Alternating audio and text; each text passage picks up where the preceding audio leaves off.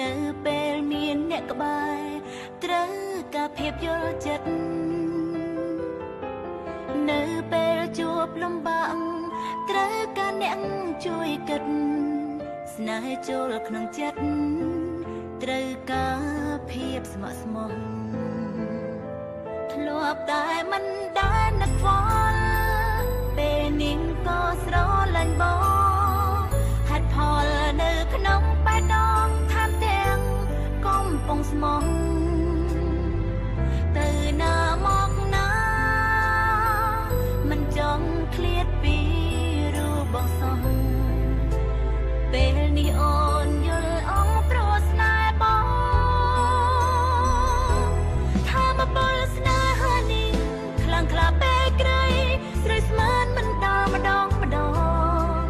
ពេលខ្លាំងក៏យំពេលខ្លះសើចផងហេតុផលព្រោះតែបងម្នាក់មិនចាំបែកទៅណាchẳngនៅស្រឡាញ់chẳngនៅបំពេញចិត្តធ្លាប់ជឿជាក់ថាស្នេហ៍មិនអាចព្រួលប្រែស្មងបងម្នាក់ជាម្ចាស់ជីវិត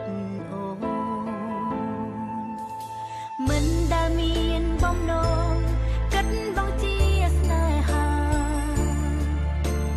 មិនដែលនឹកដល់ថា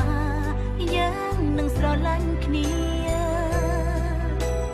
តែគ្រប់យ៉ាងអ្វី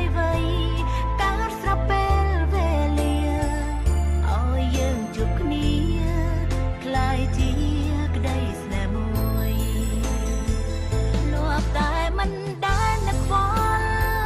ពេលនាងក៏ស្រឡាញ់បងហេតុផលនៅក្នុងបេះដូងថាទាំងកំពុងស្មោះទៅណាមកណាមិនចង់ឃ្លាតពី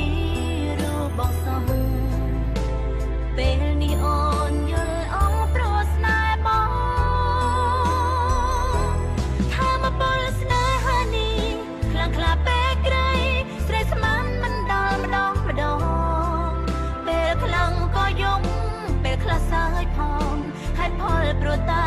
បងម្នាក់មិនចាំបែកទៅណាchẳngនៅស្រឡាញ់chẳngនៅបំពេញចិត្តធ្លាប់ជឿជាក់ថាស្នេហ៍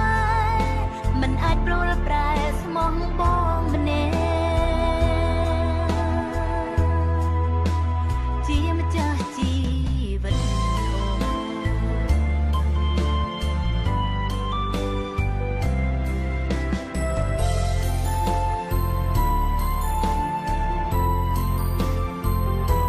ថាមកពលស្នេហានេះខ្លាំងក្លាពេលក្រៃស្រីស្មានមិនដល់ម្ដងពេលខ្លាំងក៏យំពេលខ្លះសើចផងហេតុផលព្រោះតែ